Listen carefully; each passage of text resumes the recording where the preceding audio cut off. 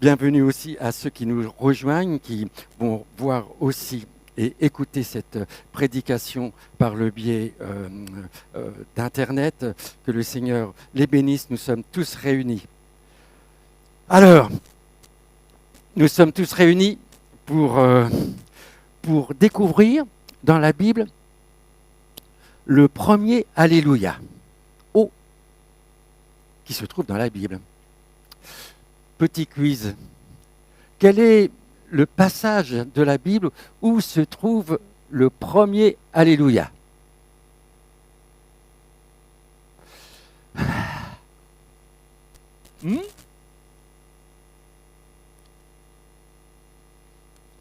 Où se trouve le premier Alléluia dans la Bible? Dans le livre de l'Apocalypse. Il faut arriver au livre de l'Apocalypse, et pas au début du livre, tout à la fin, pour entendre le premier Alléluia. Oui. Alors, regardez, Apocalypse 19, 1. C'est étonnant, hein? Après cela, j'entendis dans le ciel comme une forte voix d'une foule nombreuse qui disait « Alléluia ! Le salut, la gloire et la puissance sont à notre Dieu. » C'est le premier Alléluia que l'on trouve dans la Bible. Vous pouvez regarder, vous pourrez vérifier chez vous. Vous trouverez le mot Alléluia que dans le livre de l'Apocalypse. Et cela que 4 fois.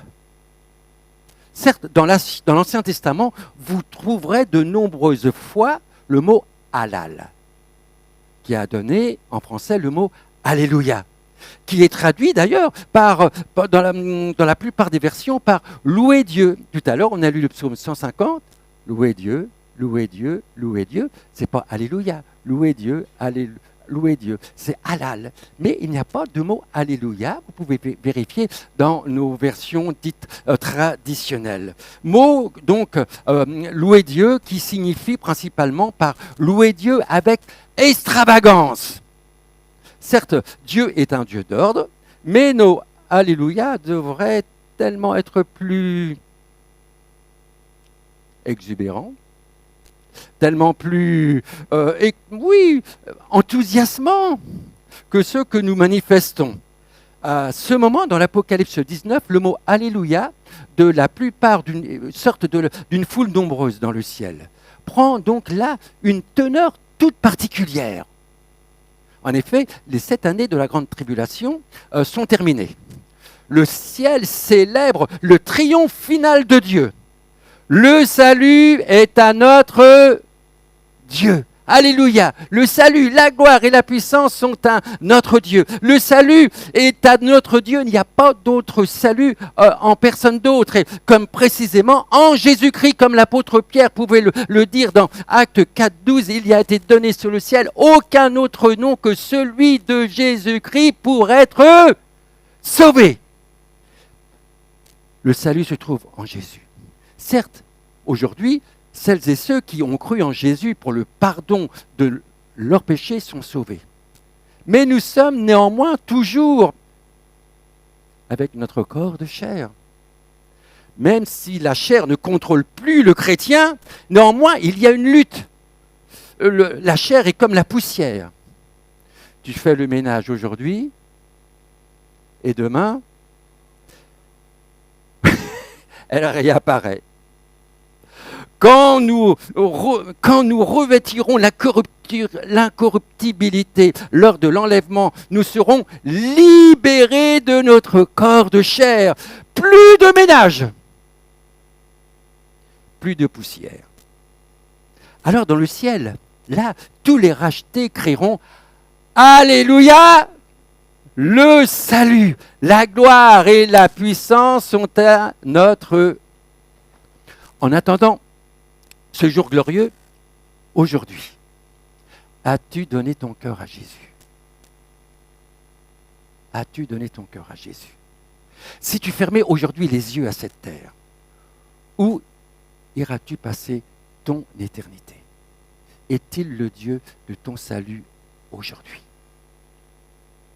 Il y a, après le premier Alléluia de cette grande foule, il y a le second Alléluia, qui résonne dans le ciel. Il y a donc toujours cette grande foule constituée de tous les rachetés durant les 7 années de la tribulation. Cette grande foule donc constituée de tous ceux qui seront rachetés durant les 7 années de la tribulation à travers des épreuves. Comme on peut le lire juste après au verset 3. Et ils dirent une seconde fois « Alléluia !» Et sa fumée monte au siècle des siècles. Cette fumée est provoquée par la destruction de Babylone, la grande prostituée. Le fait que la fumée monte au siècle des siècles indique que le jugement divin est final, permanent, irrévocable. On ne discute plus avec le jugement de Dieu. Les jugements de Dieu ne doivent pas être loués pour seulement notre salut. On loue Dieu pour notre salut. L'amour de Dieu, manifesté à la croix, est inséparable de sa justice satisfaite. Que signifie la mort de Jésus-Christ? Si ce n'est le jugement de Dieu à cause de nos péchés sur Jésus. Il y a eu un jugement. Ce jugement est tombé sur Jésus. On remercie Jésus justement d'avoir pris ce jugement sur lui pour que nous soyons sauvés. Le jugement est tombé sur Jésus pour que nous ayons cette possibilité aujourd'hui d'être sauvés par grâce, par le moyen de la foi. Néanmoins, le jugement de Dieu tombe sur celles qui auront rejeté le salut par grâce. Alors, aujourd'hui, si tu entends la voix de Dieu, n'endurcis pas ton cœur. Nous sommes toujours dans l'époque de la grâce. Le troisième Alléluia est une invitation à louer Dieu, à adorer Dieu, pardon. Très important. Verset 4. Et là, les 24 vieillards et les 4 êtres vivants se prosternèrent et adorèrent. Tout à l'heure, c'était la louange. Là, maintenant, on passe à quelque chose d'autre. On s'approche du trône. Et là, les vieillards, les 4 êtres vivants, les vieillards, c'est les anciens, et les 4 êtres vivants se prosternent et adorèrent Dieu assis sur le trône en disant « Amen, Alléluia ». Lors de nos études que nous avons faites sur le livre de l'Apocalypse, nous avons vu que les 24 vieillards, les 24 anciens, représentent l'Église qui est au ciel, ainsi que les saints de l'ancienne alliance. 12, les 12 tribus, les 12 apôtres. Les 24 anciens, donc les rachetés durant le temps de l'Église, les saints de l'ancienne alliance. Ils sont assis sur un trône, chacun est assis sur un trône aussi, autour du trône où il y a Dieu. Et les 4 êtres vivants représentent les rachetés par le sang de l'agneau qui rendent continuellement gloire, gloire, gloire et honneur autour du trône. Ils sont constamment là, les quatre êtres vivants, en train d'adorer le Seigneur.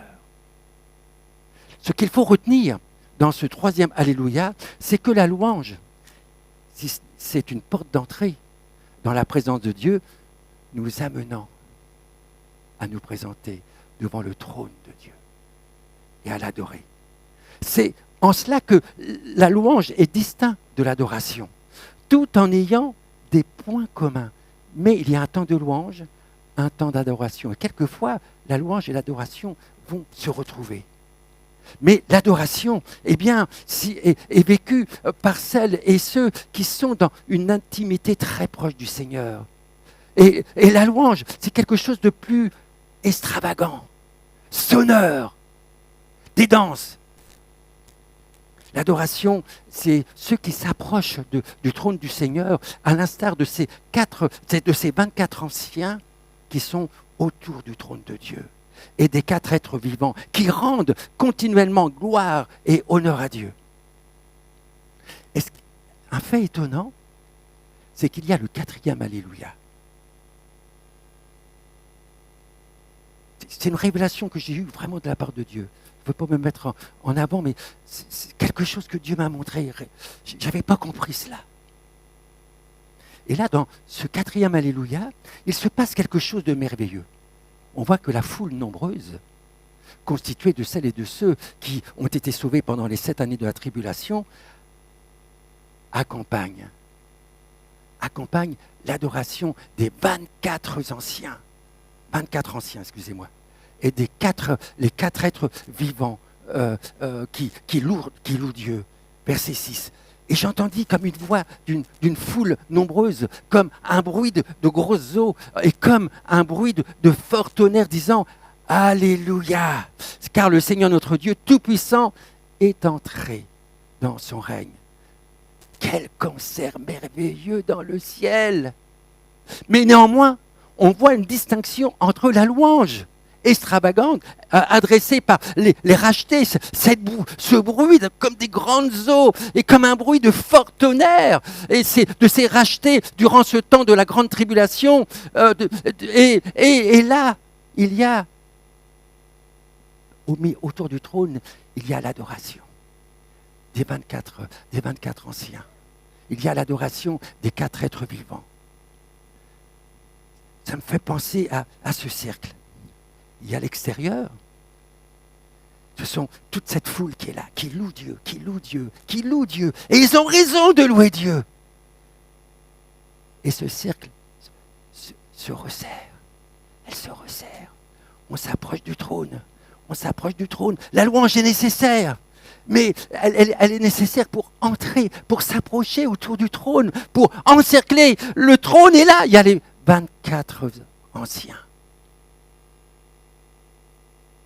Les quatre êtres vivants. Et là, au milieu, il y a le trône. Et devant le trône, on se prosterne. Devant le trône, on adore. C'est un temps de cœur à cœur avec Dieu qui règne.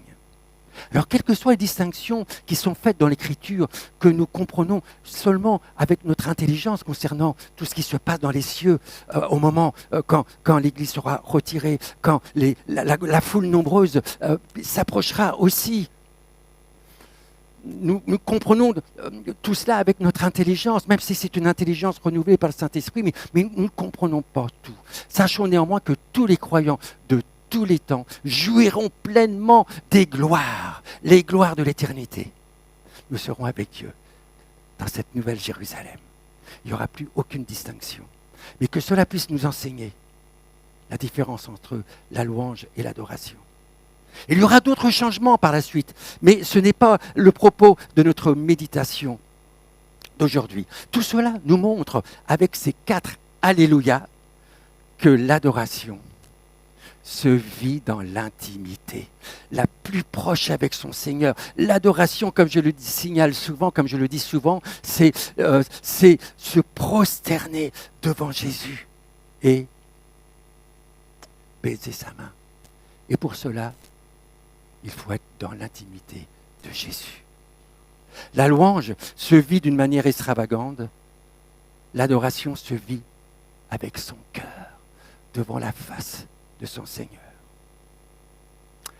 Il est donc important, durant nos cultes de célébration, de se laisser porter, comme ce matin, par l'esprit de louange, qui nous amène ensuite dans l'adoration, et éviter de faire marche arrière, comme il nous arrive souvent d'une façon malencontreuse et pas voulue, mais qui nous éloigne de nouveau de l'adoration, du trône de Dieu, là où nous étions. Il faut être sensible à l'Esprit de Dieu, se laisser obéir, écouter Dieu. Et quand c'est le temps de l'adoration, continuons à adorer. Continuons à adorer. Ne nous éloignons pas du trône de la grâce. Ne nous éloignons pas de la présence intime avec le Seigneur. Nous sommes là pour cela. Cette longue introduction, mais qui me semble était nécessaire, pour nous amener à la réaction de l'apôtre Jean juste après. Spectateurs, on imagine, et auditeurs, ils voient cette louange comme des grandes eaux, comme des coups de tonnerre. L'apôtre Jean, spectateur, auditeur, eh bien, de ces événements glorieux, tombe aux pieds de l'ange. Verset 10. Pour l'adorer. Mais il me dit, garde-toi de le faire. Je suis ton compagnon de service. Les anges sont là pour nous servir. Et celui de tes frères qui ont le témoignage de Jésus, adore Dieu. Car le témoignage de Jésus est l'esprit de la prophétie. C'est le thème de ce matin, l'esprit de la prophétie. Jean, devant ces différentes scènes et ces 4 Alléluia, tombe à genoux pour adorer celui qui lui montrait toutes ces choses. On peut le comprendre. Dans la réponse immédiate de l'ange à Jean, nous voyons l'attitude des vrais serviteurs de Dieu. Ne m'adore pas, ne t'attache pas à moi. Je suis ton compagnon de service, comme je le suis aussi de tes frères, qui ont le témoignage de Jésus. Nous ne sommes pas seuls à avoir le témoignage de Jésus. Nous ne sommes pas seuls. Je suis le compagnon à toi de service et celui de tes frères qui ont le témoignage de Jésus. Nous ne sommes pas seuls. Nous ne sommes pas seuls. Je souhaite que vous ayez le témoignage de Jésus dans votre vie, rempli de l'esprit de la prophétie pour consoler, encourager, édifier. Regardons à Moïse dans Nombre 11, 27. Un jeune garçon courut l'annoncer à Moïse et dit « Eldad et Médad prophétisent dans le camp ». Et Josué, pourtant Josué, fils de Nun, serviteur de Moïse, depuis sa jeunesse, prit la parole et dit « Moïse, mon Seigneur, empêche-les. C'est toi, Moïse, le serviteur de Dieu. Il prophétise, mais empêche-les. » Moïse lui répondit « Es-tu jaloux? Es-tu jaloux pour moi? Es-tu jaloux pour moi? Puisse tout le peuple de l'Éternel être composé de prophètes. Puissiez-vous être tous remplis de l'esprit de la prophétie. Je n'en serai pas jaloux. Du tout, du tout. Au contraire, éveille l'Éternel, mettre son esprit sur chacun, sur eux. Alléluia. Alléluia. Alléluia. Moi, je suis que votre compagnon d'œuvre. Attachez-vous à Dieu, à Jésus. Un vrai serviteur de Dieu vous mettra toujours en relation avec Christ, le chef, et ne vous permettra jamais de vous attacher à lui. Et du respect. Ayez beaucoup de patience envers votre pasteur. Mais l'adoration, c'est vers notre Dieu. Attachez-vous à Dieu. Comme l'ange le dit à l'apôtre Jean, adore Dieu, car le témoignage de Jésus est l'esprit de la prophétie. Attirer les gens à soi, c'est les inciter à vous adorer. Ne vous laissez pas séduire par des hommes, par des femmes, par des beaux discours.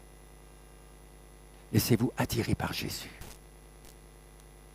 Qui fait cela n'est pas un serviteur de Dieu. Si des personnes vous attirent à eux, ils ne sont pas attirés, ils ne sont pas motivés par l'esprit de la prophétie. L'apôtre Jean rend des témoignages de Jésus. Il le connaissait, il avait vécu avec lui, il l'a vu vivre, il l'a entendu parler à la foule, il l'a entendu enseigner, il l'a entendu Jésus prier. Il pouvait rendre témoignage de Jésus pour parler aux autres. Non pas pour dire, c'est moi l'apôtre Jean, moi l'apôtre de l'île de Patmos, j'ai reçu la révélation de l'Apocalypse. Non, non.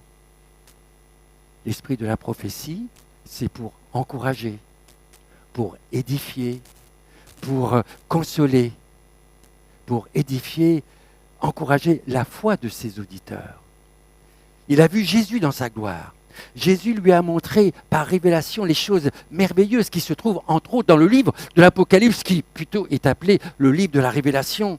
Ainsi, son témoignage qu'il faisait de Jésus est l'esprit de la prophétie. L'esprit de la prophétie, c'est en réalité connaître la personne de Jésus. L'esprit de la prophétie proclame tout ce que Jésus proclamait dans son enseignement. Il n'y a pas de compromis dans la vraie prophétie. Il n'y a pas de compromis dans l'esprit de la prophétie. L'esprit de prophétie est dit à travers des hommes et des femmes qui agissent comme Jésus agissait.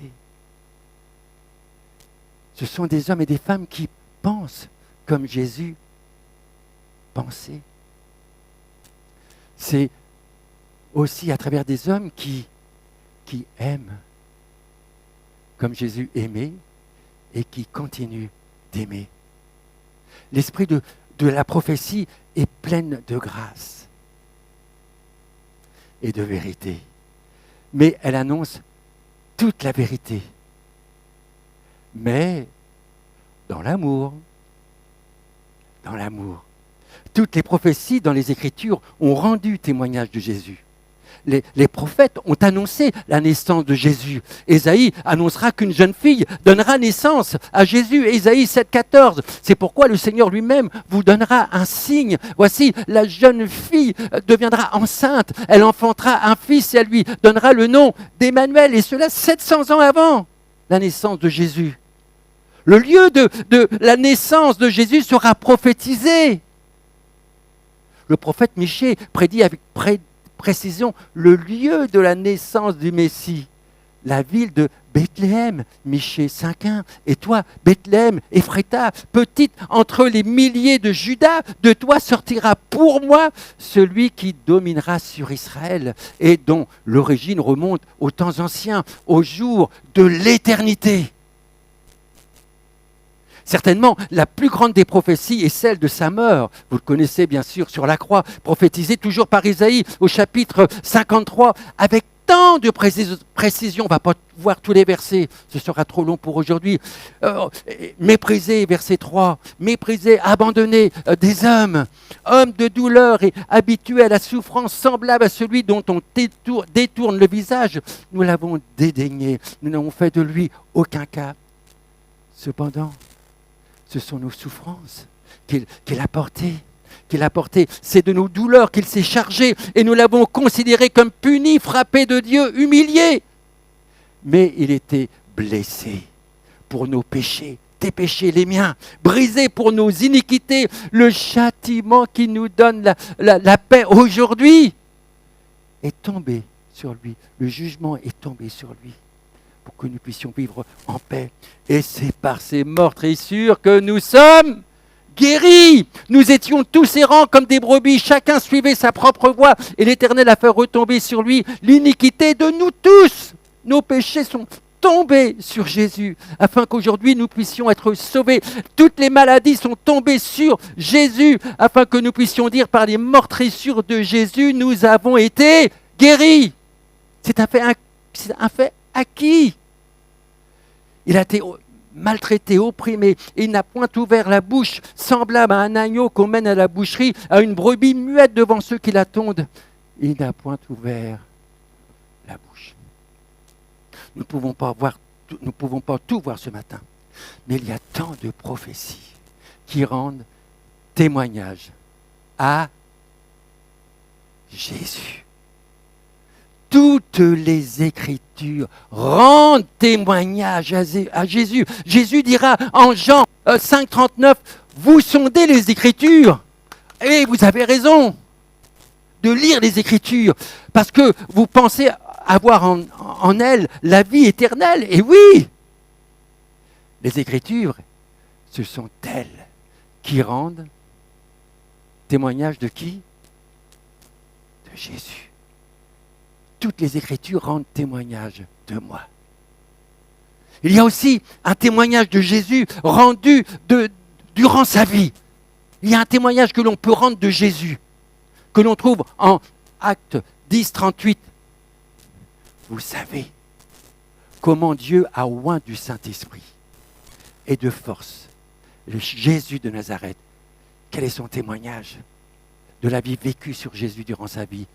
Il allait de lieu en lieu, faisant du bien, guérissant tous ceux qui étaient sous l'empire du diable, car Dieu était avec lui. Quel témoignage de vie qu'on pouvait rendre de la vie vécue de Jésus sur cette terre. Maintenant, mes bien-aimés, il est bon de nous poser cette question. Vous comme moi, y a-t-il un témoignage de Jésus à travers ta vie? Y a-t-il un témoignage de Jésus à travers ta vie, à travers ma vie? Le témoignage de Jésus, c'est en quelque sorte raconter l'histoire de Jésus dans ma vie, dans ta vie. Il y a des témoignages merveilleux. Tout à l'heure, nous allons entendre un témoignage. Le témoignage de Jésus vécu. Aujourd'hui, il y a quelques jours, et vous vivrez aussi, j'en suis persuadé, des témoignages, et vous en vivez des témoignages de Jésus dans votre vie. Amen. Amen. Tant de témoignages vécus, authentiquement vécus. Ce qui est essentiel, c'est le témoignage de Jésus. On ne rend pas témoignage de nous-mêmes. On rend un témoignage de Jésus. Et plus on est dans une intimité avec Jésus, en vivant dans une relation étroite avec lui, plus on le laisse régner en nous, plus la vie de Jésus est en nous, plus le témoignage de Jésus sera proclamé à travers nous par l'esprit de la prophétie. Comme nous le lisons dans Apocalypse 19, 10, adore Dieu, vis dans son intimité, proche de lui, car le témoignage de Jésus est l'esprit de la prophétie. Même s'il est bon de rechercher passionnément, ardemment, les dons spirituels. Entre autres, nous sommes exhortés à chercher celui de la prophétie, comme on peut le lire dans 1 Corinthiens 14, 1. Cela est voulu de Dieu, être passionné. Dans certaines versions, ça m'a surpris, agréablement surpris. C'est la NBS, la Nouvelle Bible Second. Soyez passionnément, recherchez passionnément les dons du Saint-Esprit. C'est aspirer aux dons du Saint-Esprit, mais la NBS, c'est passionnément. Il faut être passionné. Il faut le faire, bien sûr. Cela est voulu de Dieu, mais ce qui est le cœur de tout, si on recherche ardemment les dons spirituels, ce qui est au cœur de tout, c'est d'être en Jésus. D'être en Jésus. On recherche ardemment les dons spirituels, mais on recherche le cœur de Jésus, qui est le donateur. C'est important. Jésus a dit en Jean 4, 15, 4, « Demeurez en moi, et je demeurerai en vous. » Soyez attachés à Jésus, et Jésus sera attaché à vous. Parce que sans lui, on ne peut rien faire. On ne peut rien faire. Nous avons été créés pour cela. Un oiseau a été créé pour, un poisson pour, et nous avons été créés par Dieu pour vivre en communion avec Dieu, de demeurer en lui. Comme je le disais tout à l'heure avec mon épouse, elle m'a fait une merveilleuse répartie, demeurer en Dieu, dans sa présence, pour être transformés de gloire en gloire, à son image. Nous sommes créés pour cela. C'est dans nos gènes. Nous avons été créés à son image. Notre épanouissement se trouve en Jésus et en personne d'autre. Un oiseau va trouver son épanouissement quand il va voler. Un aigle trouve son épanouissement quand il s'envole dans les airs, au-dessus des montagnes. Notre épanouissement, c'est cela pour nous. Vivre dans la présence de Dieu, s'épanouir en lui, prendre l'envol. Être en communion avec le Père ne signifie pas obtenir quelque chose de sa part nécessairement, mais de connaître son cœur. Obtenir quelque chose de sa main bénissante n'est pas une priorité, même si nous venons à Dieu Seigneur avec nos besoins, mais ce n'est pas une priorité. Paul dira en Philippiens 3, 8, « Je regarde toutes choses comme une perte à cause de l'excellence. » De l'excellence, de quoi? De la connaissance de Jésus-Christ, mon Seigneur, pour lequel j'ai renoncé à tout. Et je les regarde comme de la boue, afin de gagner Christ. J'ai voulu regarder le sens de gagner dans le texte original. Et à cet endroit, gagner exprime ceci. Gagner son intimité. Je renonce à tout afin de gagner quelque chose. Gagner son intimité. Pour gagner l'intimité, c'est peut-être gratuit, mais il faut payer le prix. Quel est le prix? Je renonce à tout. Il faut prier, il faut payer le prix pour gagner l'intimité. C'est gratuit, mais il faut faire quelque chose. Renoncer à tout, à toutes ces choses. Je suis certain que tu sais à quoi le Seigneur te dit, mais renonce à ceci.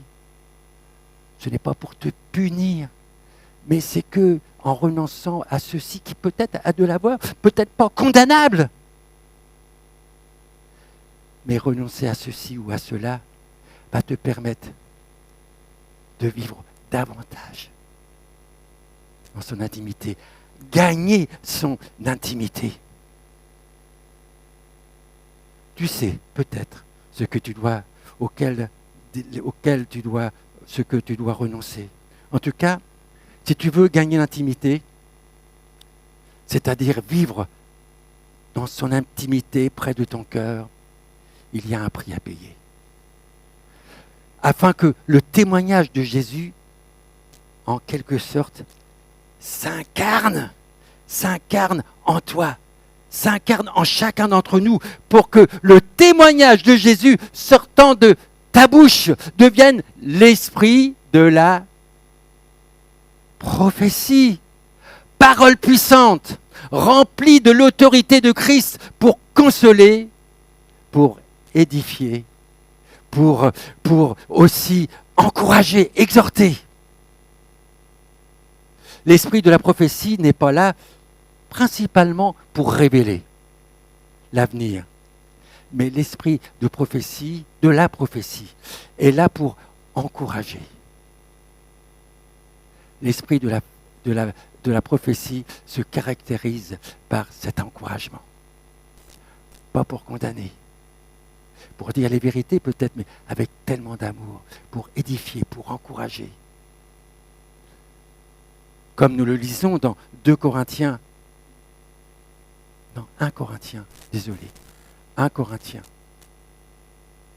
14, 3. Celui qui prophétise, au contraire, parle aux hommes, les édifie, les exhorte, les console.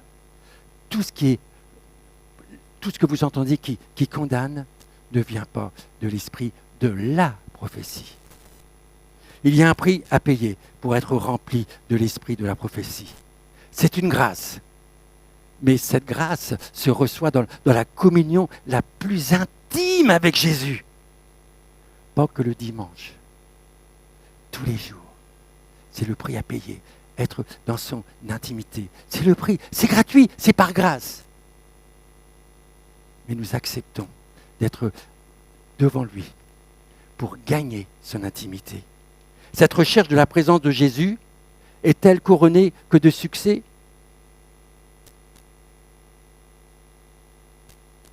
Non. Non. C'est pour cela, dans ma propre vie, pourtant je recherche la présence de Jésus, il y a des fois où la poussière est retombée. La beige avait fait du nettoyage et le lendemain, la poussière est revenue. Mais l'esprit de la prophétie nous pousse à l'action, à ne pas nous arrêter. Comme nous l'avons entendu il y a quelques instants par la bouche de l'apôtre Paul en Philippiens 3:8, qui, après avoir exprimé son désir de renoncer à tout pour connaître Christ, exprime maintenant son désir de continuer, de marcher, de courir, de persévérer, car il va y avoir des temps où nous allons fléchir, nous allons nous arrêter, voire tomber. Alors Paul dira au verset 12, toujours de Philippiens 3, « Ce n'est pas que j'ai encore remporté le prix, ce n'est pas encore que j'ai réussi à gagner l'intimité de Jésus. Pourtant, je cherche, je soupire, mon âme soupire auprès de Jésus. Ou que j'ai atteint la perfection, non. Mais je cours. » L'esprit de la prophétie nous pousse à l'action pour tâcher de le saisir, puisque moi aussi j'ai été saisi par Jésus-Christ. Frère, je ne pense pas l'avoir saisi, mais je fais une chose, oubliant ce qui est en arrière et me portant vers ce qui est en avant. Je cours vers le but pour remporter le prix de la vocation céleste de Dieu en Jésus-Christ. Et cette grâce obtenue n'est pas que pour nous. Cette grâce de gagner l'intimité de Christ, c'est pour les autres, afin de les édifier, afin de les consoler, de les encourager. Alors veux-tu en payer le prix? Veux-tu reprendre la marche? Ou même plutôt la course? Si tu t'es arrêté ou si tu t'es sérieusement ralenti, ton âme soupire-t-elle après ces eaux vives de l'esprit de la vérité? Soupire-t-elle après la personne de Jésus? L'oiseau a été créé pour, un poisson a été créé pour,